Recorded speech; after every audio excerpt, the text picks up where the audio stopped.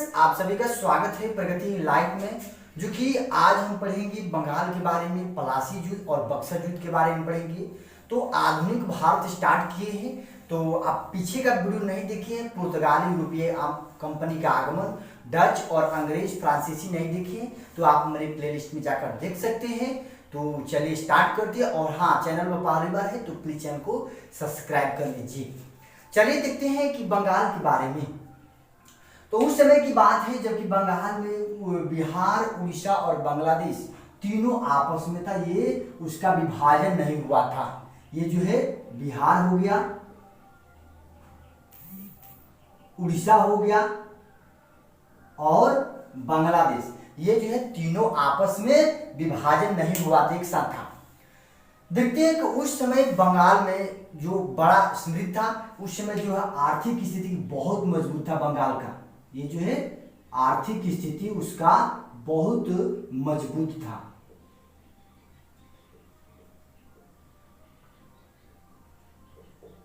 आर्थिक स्थिति बहुत मजबूत था। यहाँ कृषि भी होता था, कच्चा माल भी पैदा उत्पन्न होता था। यहाँ ये जो है कृषि समृद्ध, यहाँ कृषि समृद्ध था। यहाँ कच्चा माल भी मिलता था, कच्चा माल यानी सामान मिलता था,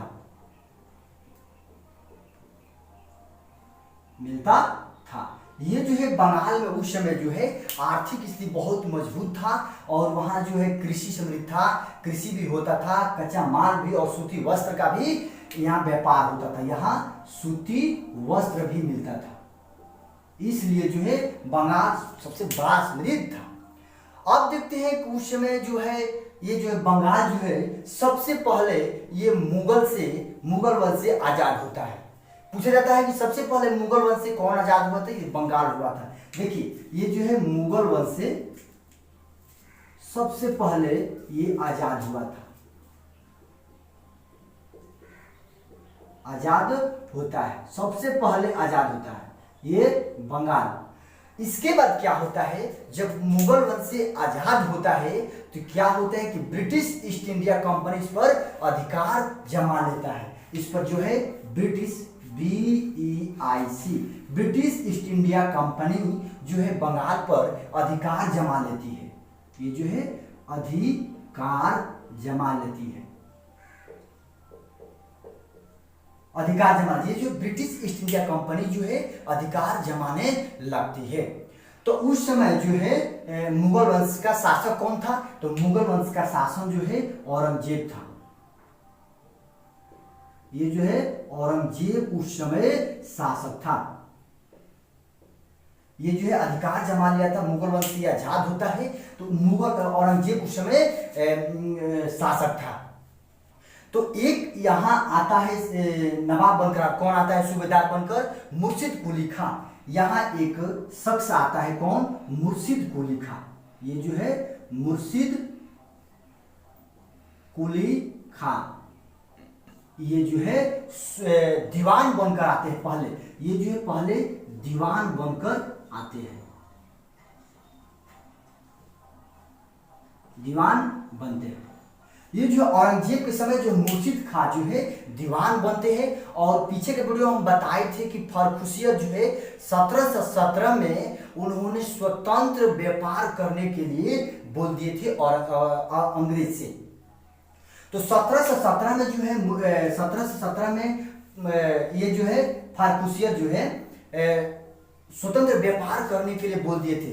तो ये जो है 1717 बोलते थे, ये जो है 1717 ईस्वी में स्वतंत्र हो जाता है व्यापार करने के लिए। ये जो जब स्वतंत्र हो जाता है तो ये डिसीजन अपने आप लेने लगता है। तो ये हो गया 1717। देखिए इसका शासनकाल जो है मुर्शिद कुली खां का शासनकाल 1717 से लेकर 1727 तक चलता है। ये जो है मुर्शिद कुली खां को शासन जो है 17 से लेकर 1727 तक चलता है। अब देखते हैं जो फर्रुखियत तो स्वतंत्र व्यापार करने के लिए बोल दिया था 1717 में, तो उसके बाद ये जो है स्वतंत्र व्यापार करने लगते हैं। अब इसके बाद कौन आता है? मुर्शिद कुली खां के बाद आता है अलवर्दी खां। इसके बाद कौन आता है तो देखिए मुर्शिद कुली खां का दामाद आता है, ये जो है दामाद आता है अलवर्दी खां।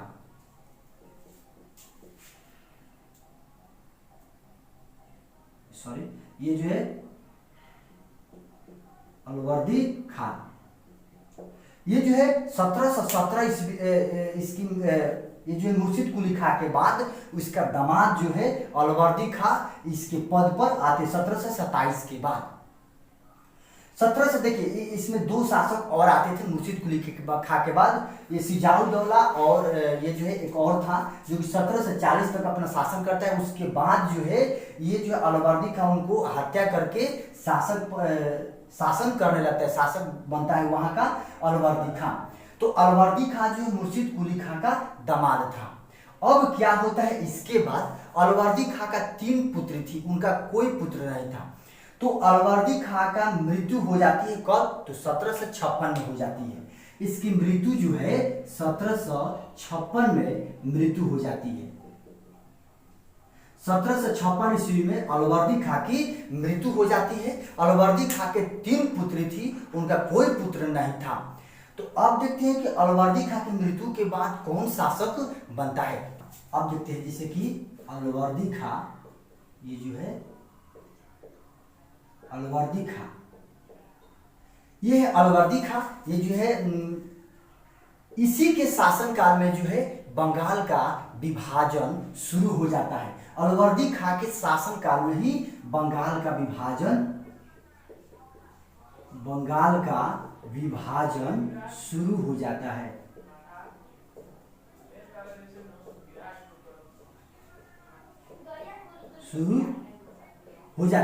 अलवर्दी खां के शासनकाल में ही बंगाल का विभाजन शुरू हो जाता है।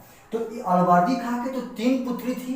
तो देखिए अलवर्दी खां की मृत्यु जो है 1756 ईस्वी में मृत्यु हो जाती है। ये जो है 1756 ईस्वी में अलवर्दी खां की मृत्यु हो जाती है। तो इसके बाद कौन आता है, तो इसके 3 पुत्री थी। तो तीसरी पुत्री का बेटा था सिराजुद्दौला। इसकी सिराजुद्दौला,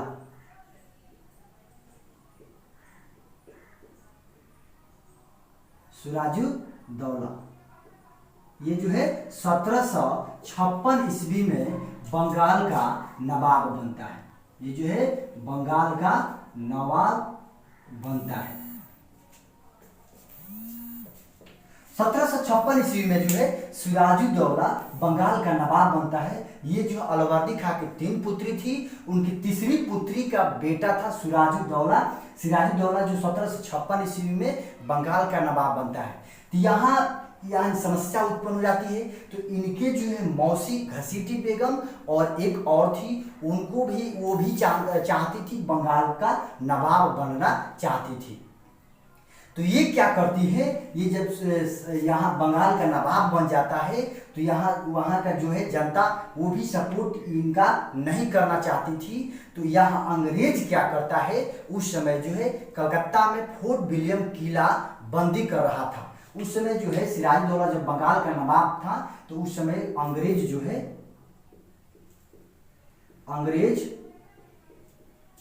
फोर्ट विलियम किला बंदी कर रहा था। ये जो है सिराजुद्दौला जो 1756 जब बंगाल बना तो उस समय अंग्रेज क्या कर रहे थे वहां, तो फोर्ट विलियम किला को बंदी कर रहा था। लेकिन सिराजुद्दौला जो है इनको मना करता है, इनसे युद्ध करता है। तो अंग्रेज को यहाँ हरा देता है और यहाँ जो है पूरा वहाँ का जनता से भी और इनके मौसी से भी सपोर्ट लेकर इनसे युद्ध करता है।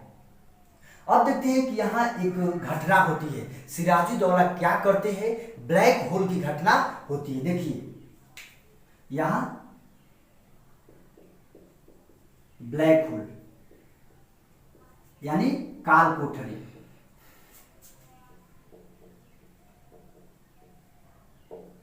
यानी ब्लैक होल की घटना होती है, काल कोठरी। यानी सिराजुद्दौला ने क्या करते हैं, तो सिराजुद्दौला ने 146 ब्रिटिश को सदस्य को, ब्रिटिश सदस्य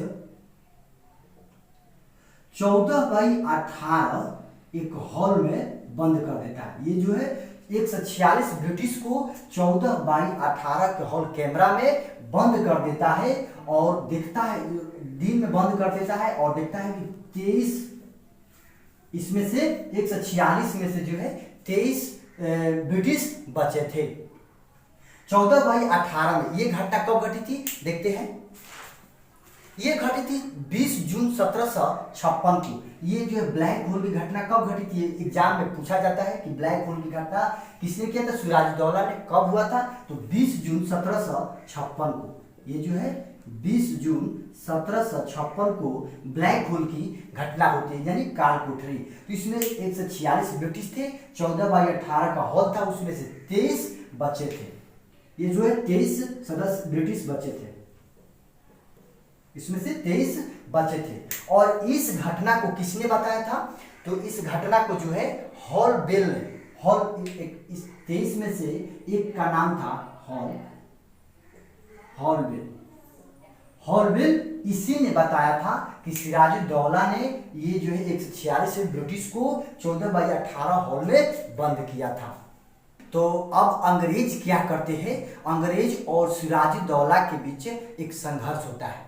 अंग्रेज और सिराजुद्दौला जो है, अंग्रेज और सिराजुद्दौला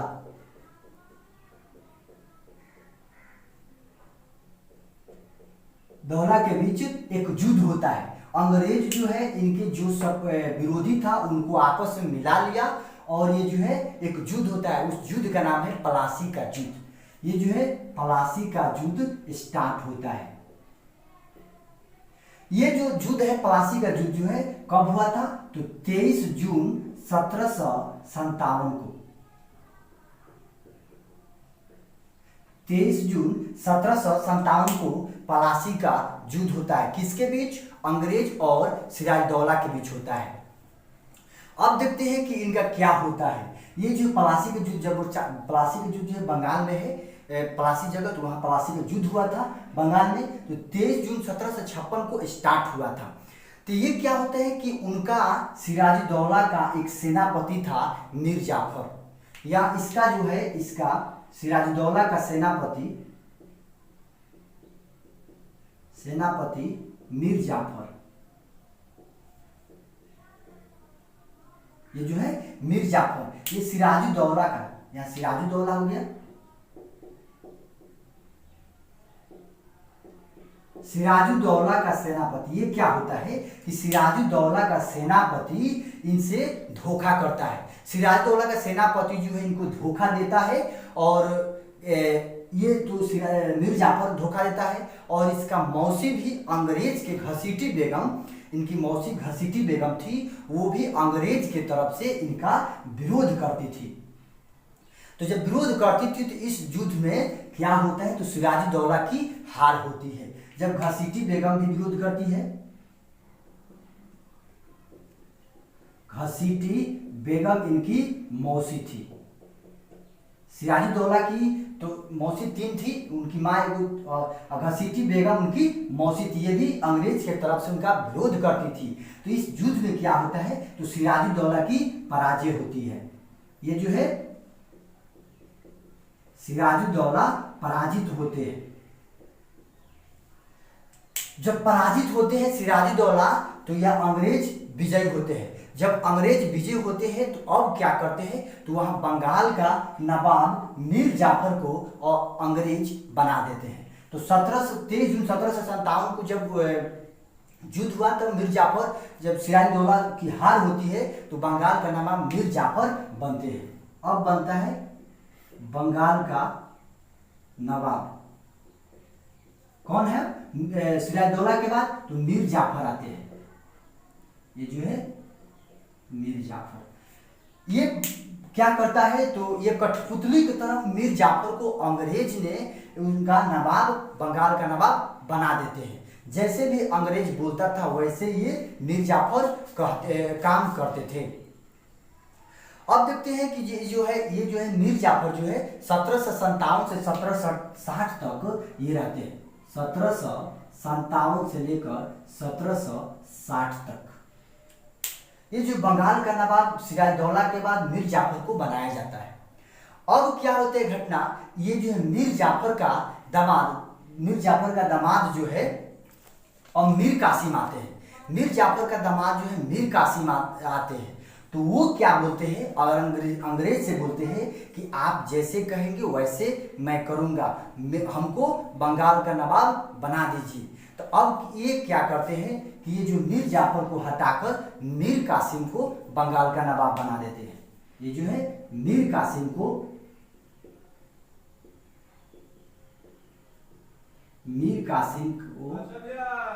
बंगाल का नवाब बनाते हैं।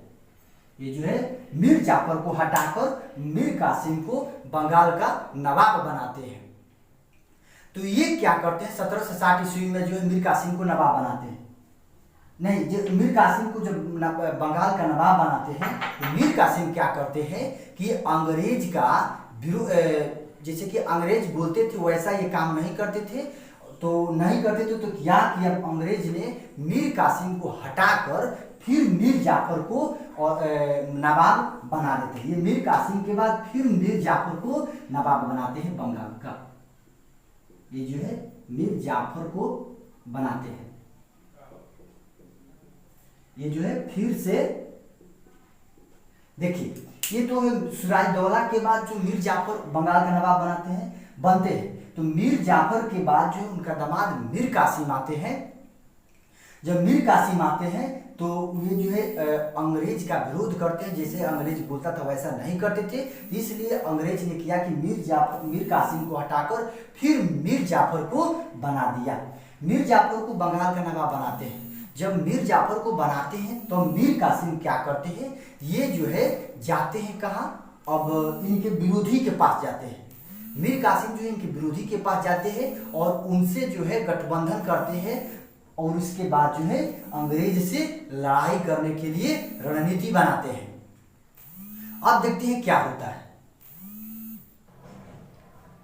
जैसे कि फिर मीर जाफर को बनाते हैं, तो कब ये क्या करते हैं, ये जो है 1760 से लेकर 1763 तक रहते हैं। ये जो है मीर जाफर 1760 से लेकर 1763 तक रहते हैं।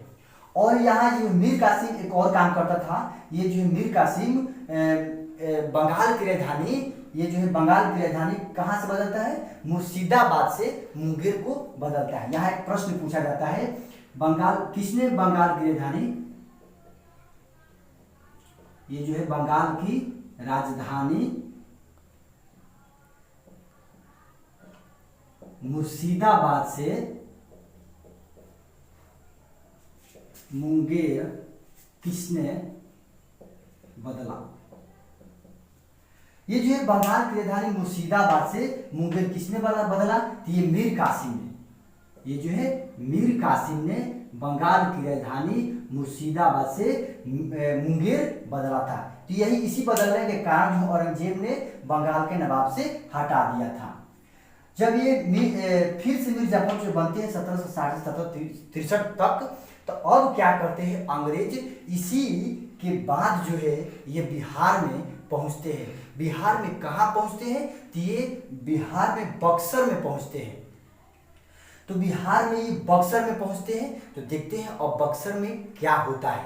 तो ये जो है मीर कासिम जो है ये पहुंचते हैं। मीर कासिम जो है जाते हैं इनके विरोधी के पास। किसके पास जाते हैं, ये जो मीर कासिम अवध के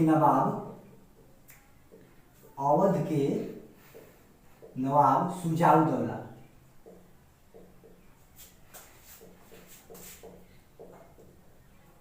एक आता है शाह आलम द्वितीय, ये जो है द्वितीय, ये मुगल वंश थे, और ये मीर कासिम, ये जो है मीर कासिम, ये तीनों आपस में मिलकर अंग्रेज का विरोध करते हैं। अंग्रेज तो है अब बंगाल से बिहार में आ गए। बिहार में कहाँ आते हैं, तो ये बक्सर में आते हैं। तो बक्सर में इनके बीच सिराजुद्दौला, शाह आलम द्वितीय और मीर कासिम से एक युद्ध होता है। उस युद्ध का नाम है बक्सर युद्ध। ये बक्सर की युद्ध देखते हैं। बक्सर की लड़ाई कब होती है? तो देखिए ये जो है बक्सर की लड़ाई जो है 22 अक्टूबर 1764 को होती है। ये जो है 22 अक्टूबर 1764 की लड़ाई होती है। ये जो है बक्सर का युद्ध होता है कौन किसके किसके बीच? सिराजुद्दौला अवध के नवाब, शाह आलम द्वितीय, मीर कासिम और एक तरफ से अंग्रेज, इनसे युद्ध होता है। बक्सर का युद्ध कब हुआ था? तो 22 अक्टूबर 1764 को हुआ था। तो जिसमें जो बक्सर के युद्ध में किसकी विजय हुआ था? तो ये अंग्रेज विजय हुए थे। इसमें जो है अंग्रेज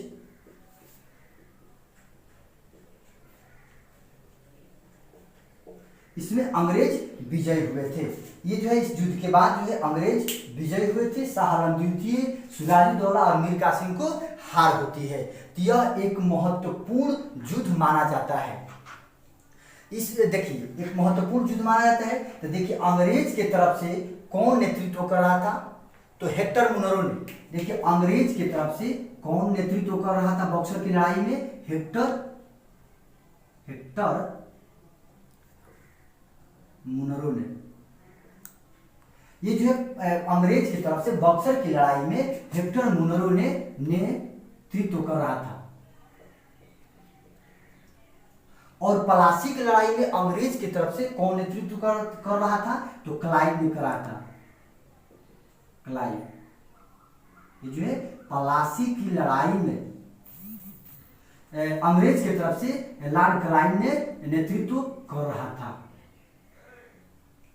ये जो है पलासी की लड़ाई और बक्सर की लड़ाई में सबसे महत्वपूर्ण जो है बक्सर की लड़ाई को माना जाता है।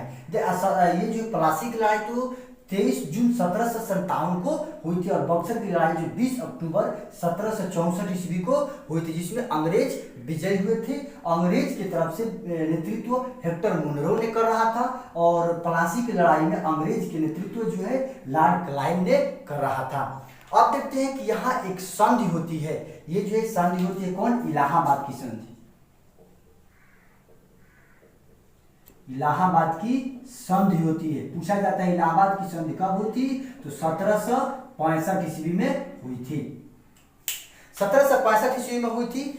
देखिए 1765 ईस्वी में। अब इसके बाद जो है द्वैध शासन की नीति अपनाता है। ये जो है द्वैध शासन की नीति अपनाता है। तो द्वैध शासन की नीति कब हुआ? 1765 ईस्वी में चालू होता है। 1765 से 1772 ये जो है 1700 द्वैध शासन।